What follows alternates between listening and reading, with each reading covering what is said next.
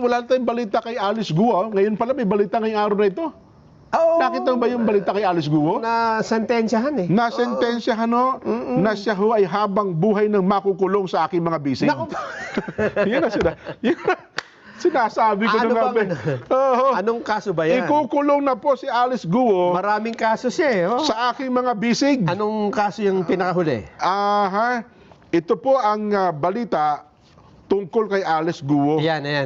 Ang Pasig City Regional Trial Court ay nagbaba po ng hatol sa qualified trafficking dahil sa manoy criminal na aktibidad na natuklasan dahil po sa illegal na pogo sa kanyang bayan.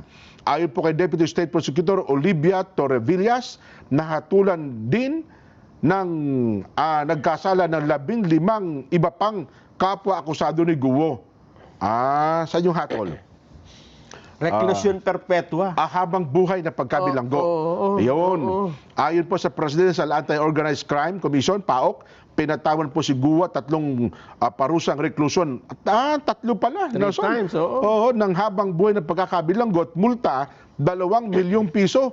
Iniutos din po ng Pasig City RTC ang agarang paglilipat ni Guo mula sa Pasig City papunta po ng Correctional Institute for Women sa Mandaluyong. Pero ito po naman ay appealable pa, no? Pwede pa siyang umapila sa Mag-Court of Appeals. Yan, Court of Appeals. Supreme Court. Opo.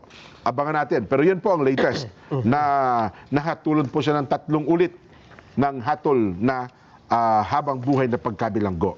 Yan. Ay, eto pa. Ano pa yan? Alam mo ba na, hindi ba yung ginawa nating rally for transparency and a better democracy ay naging laman ng mga balita, hindi lang sa Pilipinas, kundi sa iba't ibang bahagi ng mundo.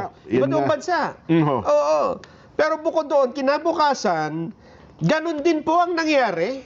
Muling naibalita ang malaking rallying ito sa iba't ibang panig ng mundo. Pero this time, sa pangalawang araw, ang laman na ng headline, ayun ng speech ni Senador Amy Marcos. Ganon. Pinik up po ng international news platforms at inireport ang mga nabanggit ng senadora sa naturang rally. Ayan, no? Sa Al Jazeera, ayan, no? Philippine President Marcos rejects sister accusation of chronic drug use. Nako. Pero ito ay kinuha na yung sagot ng Malacanang dyan, ha? Sa iba pang balita, Daily Journal, ayan, no? Reject din. Mga reaksyon na. Itong Daily Journal, anong bansa ito? Galing Associated Press. Sa abroad ito. Siguro na ano yan, no? Philippine President under pressure after sister makes bombshell drug abuse claims. Ayan, no? Independent. Yan sa Southeast Asia. Tama. Samantala, College Times. Saan ba yung College Times, ha? Philippine President Marcos accused of drug use by sister Senator Amy. So talagang kumuha ng atensyon sa buong mundo, no? Ano pa? Ayan, no, sa Reuters, Philippines Marcos rejects strange sister's claim of drug use. So, sagot na ito nung Malacanang. Marcos family feud, Philippine President, microdoses cocaine, sister claims. Yan naman ay lumabas sa This Week in Asia. International Business Times, Amy Marcos almost knelt before Duterte, pleaded for Bongbong Marcos Jr. on drug watch list. Ito yung kwento niya na nakiusap siya sa dating Pangulo na wag itokhang si Bong. Oo nga. Pero may nagpalabas naman ngayon ng ni kahit kailan daw ay hindi lumabas ang pangalan ni Pangulong Bongbong sa drug watch list. Sino may sabi? Yung taga PDEA ata. PDEA. Sa bagay, dati pa sinasabi yan. At meron ding mga, ito kasi hindi natin banggit ng mga nakaraan, no? Siguro dapat din ibahagi natin ang mga reaksyon naman dito ng ibang panig. Ha? Ayon kay Palace Press Officer Claire Castro, ito daw ay bahagi ng destabilisasyon, Jen. Ha? Pakinggan natin. Yusek? Yung kasinungalingan naman po talaga, kitang-kita niyo naman po. This is the same playbook ng kanyang mga kaalyado. Unang araw pa lang yata sa Maisog Rally, ito na po ang iniingay.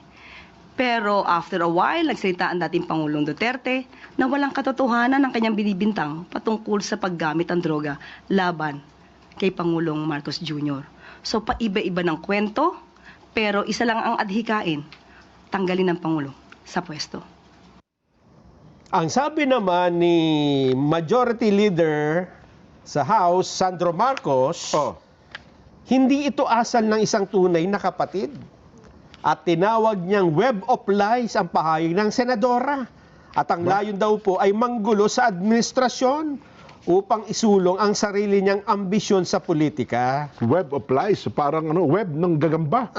Pinagtagni-tagning kasinungalingan. Ba, matindi, no? Sabi pa niya, masakit makita kung paanong bumaba. Ang alin? Yung baba ata binabanggit dito eh. Kung paanong bumaba ang kanyang tiyahin sa ganitong antas. At kinundin niya. Pasaring pala yun? Pasaring, Pasaring kasi pala. may quote-unquote eh.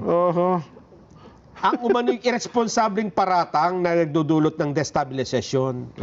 Ang banat naman ni Senate President Pro Tempore Ping Lacson, ewan ko kung bakit sumali pa si Senator Lacson dito, no? Okay na si Claire Castro kasi Palacio. Si Sandro kasi tita niya. Hindi naman to kamag-anak eh. Senator Ping. Kasi lagi siya tinatanong ito mga media kasi tanong ng tanong eh. Sabagay. Tanong ng tanong kasi kayo yung Senator Ping eh. Sabi, sumasagot naman yung tao. Ang sabi niya, very un-Filipino daw, hindi maka-Pilipino hindi yan. Parang parang hindi Pilipino, Ivy. Parang namang hindi Pilipino. Ba't ka nagpaparatang sa kapatid mo sa harapan naman ng daan-daang libong mga tao? Hindi yan maka-Pilipino? Hindi ka tanggap-tanggap yan bilang isang Pilipino? Pero kasi si Amy ilang beses na raw niya in-attempt kasi. Di ba? Gusto niya iligtas yung kanyang kapatid sa ganung problema eh. At ang sabi naman ng iba dyan, hindi yan maka-Pilipino kung ang kapatid mo ay karaniwang tao lang. Pero ang kapatid mo ay Pangulo ng bansa, maaaring kapag ka hindi ka-Pilipino, dahil kapatid mo, parang ibinuyang-yang mo yung kanyang kapintasan o nung kanyang pagiging drug dependent. Halimbawa. Pero kung halimbawa presidente ng Pilipinas, Jen, pwede mo rin isipin na baka naman gusto lang niya talagang iligtas ang bansang ito. Diba? Mula sa Pilipino din naman. Wag ho tayo maging emotional dito. Isipin lang natin ay logical muna, ha? Kasi pwedeng ganun eh. Di ba? Kung pag-aaralan mo ang possibility, wala naman nakatitiyak sa atin eh. Dahil unang-una, yung mga unang nagparatang ng paggamit ng droga, hindi niya, pwede mo sabihin may political motivation. Pero kung kapatid, pwede mo na rin isama na may malasakit talaga sa kapatid niya. Totoo. Kasi ang punto nga niya dyan, hindi na siya kinakausap eh.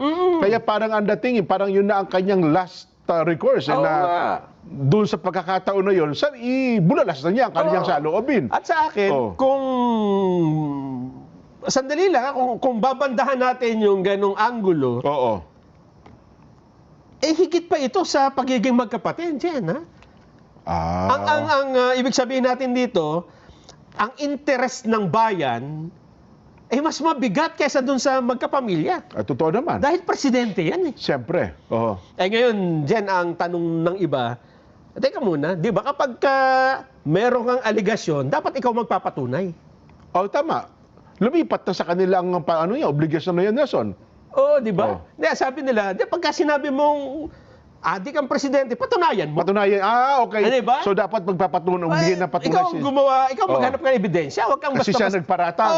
Kaya lang, yan po ay ginagawa sa isang kaso sa korte. Di ba? Pagka meron kang aligasyon, patunayan mo. May ebidensya ka. Pero kapag ang pinag-uusapan ay pagtitiwala, trust, kailangan kasi anihin mo yung trust eh. Totoo naman. Oh, Pagka ginigain yan eh. Pagka nagkaroon ng pagdududa sa pagtitiwala, nasa iyo na ngayon yung bigat na patunayan na ikaw ay katiwa-tiwala. Di ba? Oho. Nagsiship yung burden na kapag ka nawala sa iyo ang tiwala o napagdudahan ka, hindi mo pwedeng sabihin, hindi mo ako pinagtitiwalaan, medyo duda ako sa iyo eh. Sige nga, mag-prove ka nga ng ebidensya, bakit hindi mo ako pagtitiwalaan? Hindi pwedeng ganun. Totoo. Di ba? Ako magpapakita ng paraan para pagtiwalaan ako. Hindi ba? Tama.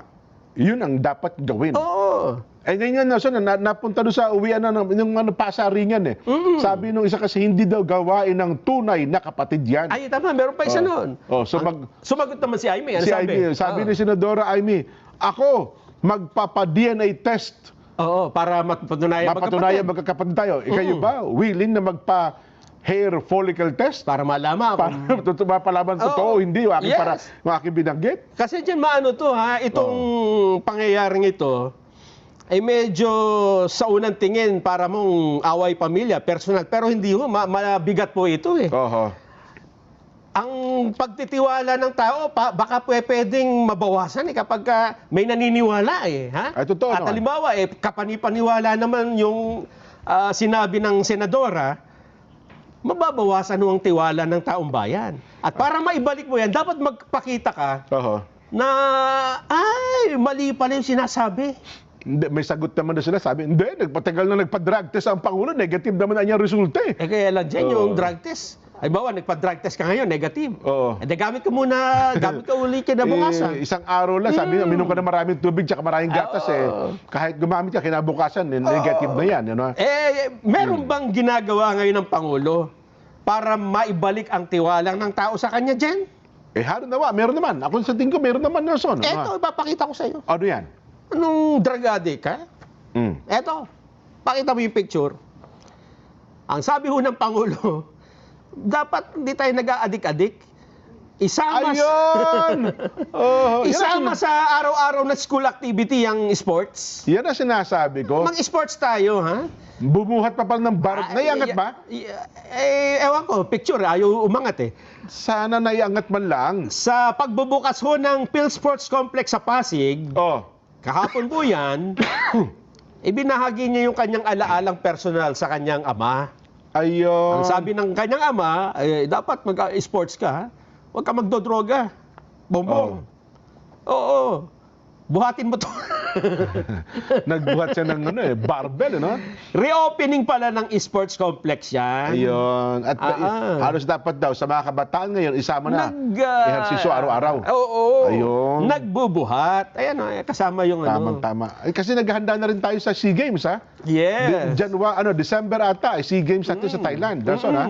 Ayun. Pero, December 9 to 20. Oo. Dapat dito, Jen. Doon ba tayo mag-live sa Thailand tayo? Oo, pupunta ako dyan. Punta tayo. Sige. Inibitahan tayo ni Kong Bambol Tolentino Ganun ba? Yun na nga. Ay, sinasabi natin, dapat hindi denial lang, mga babayan. Dapat ipapakita mo talaga. Halimbawa, sinabi ni Aimee, bali-mali na desisyon mo di mag-desisyon ka ng tama, di ba? Ayun. Pag sinabing gusto ng tao, transparency, bigyan mo, di ba? Ayun. Ano bang mahirap sa transparency dyan? Kaya nga, Nelson, gumagawa sa ngayon. Mukhang, ang sabi niya, huwag kayong maglala, meron pang cabinet revamp. Ayan. Magbabago pa raw. Oo. Pero ito, ano pa lang niya, pasaring. Pasaring pa lamang Pabiro. niya. Pabiro niya sinabi at mukhang magkakatotoo naman yan.